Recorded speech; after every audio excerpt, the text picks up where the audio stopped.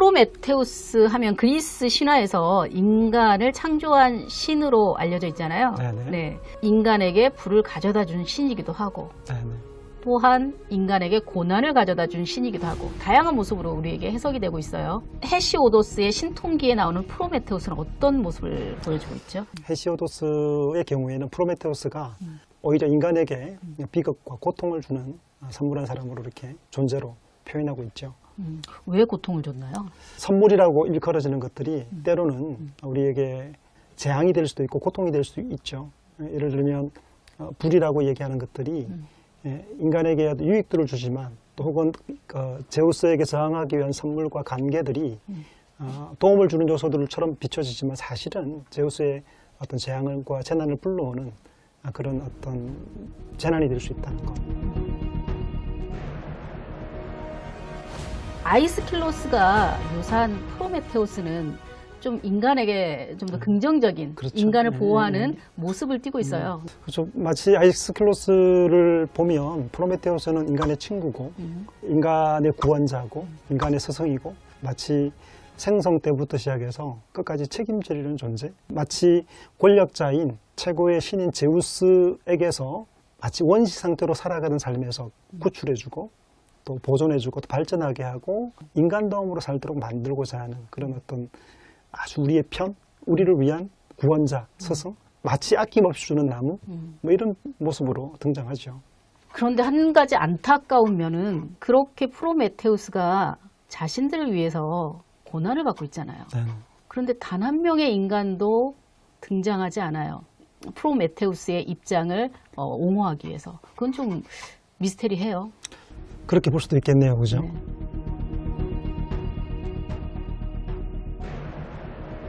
한편 니체가 묘사하는 프로메테우스는 또 거인의 풍모를 보이고 있어요.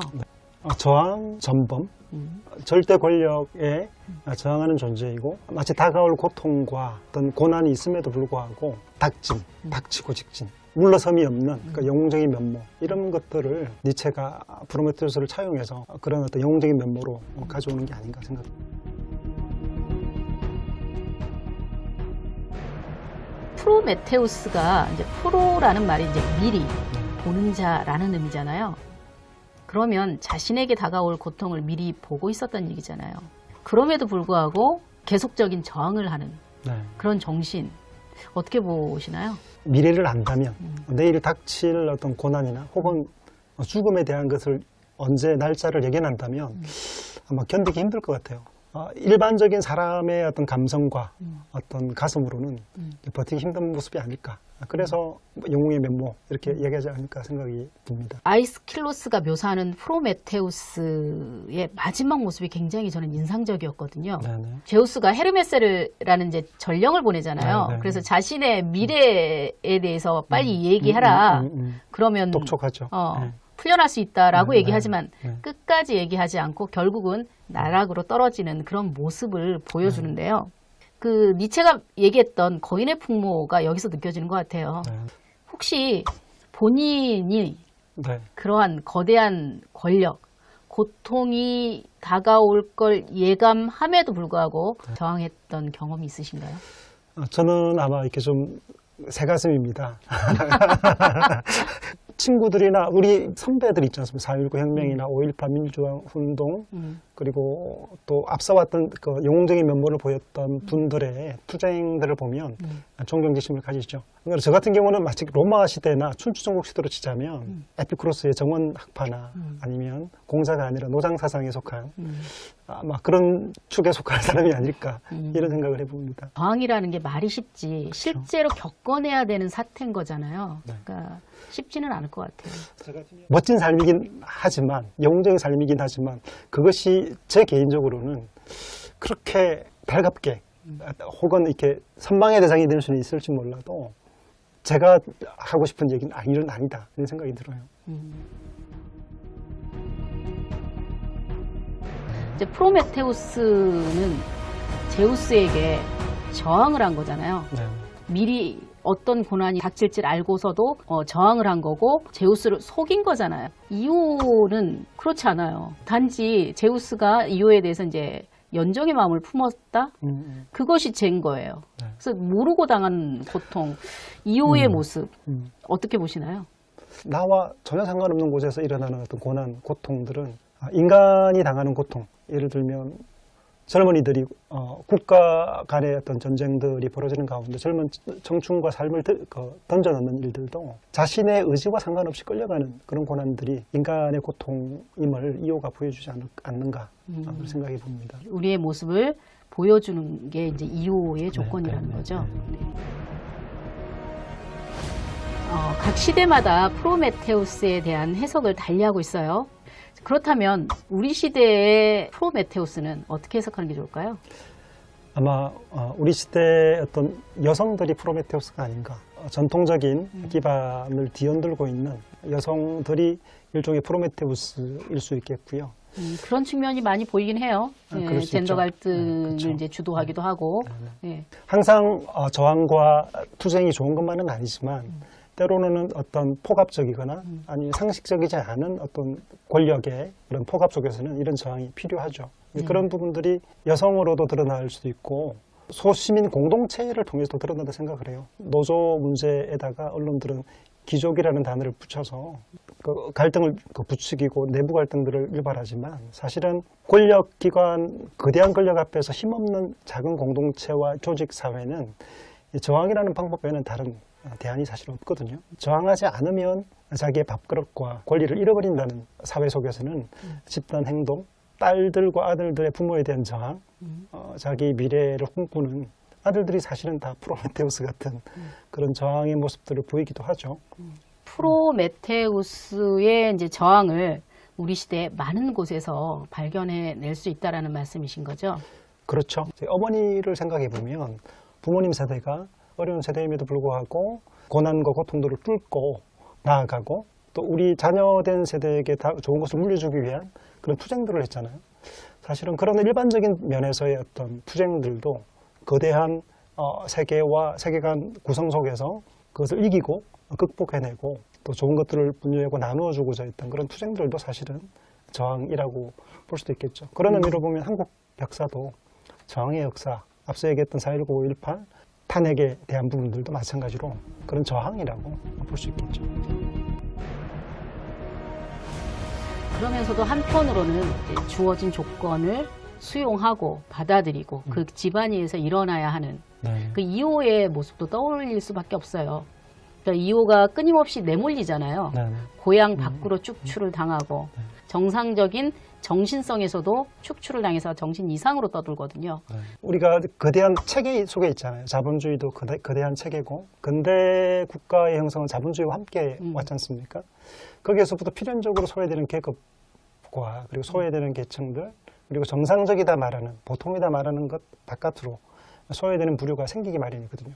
고대나 지금이나 똑같다 생각이 듭니다. 고대는 군주로부터 시작해서 계급체계가 형성됐다면 지금도 여전히 비슷한 류의 소외계층이 발생하기 마련이고 거기에서 어떤 대신 투쟁하고 대신 위하는 사람들의 존재가 필요하다 또 요구된다 이런 것들을 이야기할 수 있겠지만 실제로 소외되는 사람들은 우리 현재 시대에서 볼 수 있고 소외를 어떻게 극복할 것인가에 대한 부분을 개인적으로 니체나 아니면 하이데그, 사르트르 같은 사람들이 이야기했던 스스로의 어떤 그 삶의 부조리를 뚫고 일떠서는 방식의 요구를 할 것을 촉구하는 그런 사람들이 현대인들에게 어필이 되고 또 때로는 그것이 위안이 되고 이러지 않나 생각해 봅니다.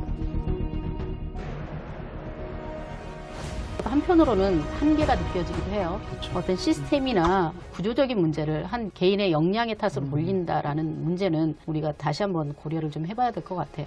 우리 지금은 국가 체제로서의 견고한 어떤 체제 속에 살아가고 있잖아요.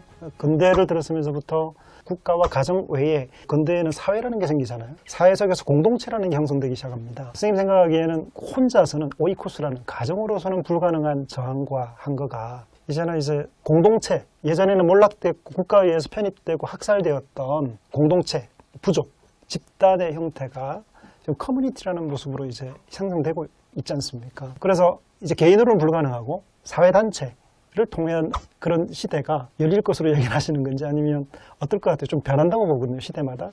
공동체의 힘을 강력하게 믿고 있는 사람 중에 하나고 공동체에 좀 희망을 좀 걸고 있거든요. 그다음 지금 형성되고 있는 수많은 커뮤니티와 공동체들이 그러한 모습으로 결국은 네. 갈 거다라는 생각이 들어요. 그래서 다시 고대 사회로 돌아가는 게 아닌가 생각이 드는 면이 왜 그러냐면요. 제우스라는 건 절대 군주정의 어떤 고대 국가를 의미한다면 그 전에 있던 티탄들과 기가스 같은 존재들은 부족을 의미한 부분이거든요. 고대 국가가 형성되기 위해서 필연적으로 학살되어져야 되고 통합되어져야 되고 억눌려져야 됐던 이 부족, 집단, 공동체가 이 근대 사회로 이후로는 강고하게 국가 권력으로 형성되어 왔지만 이제 다시금 이 공동체로의 회귀가 일어나는 것은 필연적인 자유와 책임의 문제를 또 이제 야기하면서 벌어지고 있다고 보거든요. 그 공동체의 이제 활성화만이 현 구조적인 자본주의가 가지고 있는 모순들, 돈으로 환원되는 모든 구조들 수정하고 보완하는 방법 중에 하나가 아닐까라는 생각을 좀 합니다. 공여와 증여가 네. 자본의 가치보다 더한 가치를 발휘할 때 그 사회가 더 건강한 사회라고 봅니다. 스님에게 프로메테우스는 어떤 작품으로 다가왔나요? 이중적이라고 보여져요. 예전에 어떤 제가 관심 있던 어떤 논문을 쓰면서 저자가 말했던 프로메테우스의 이야기 때문에 흥미를 느꼈어요. 저항의 전범이라는 부분.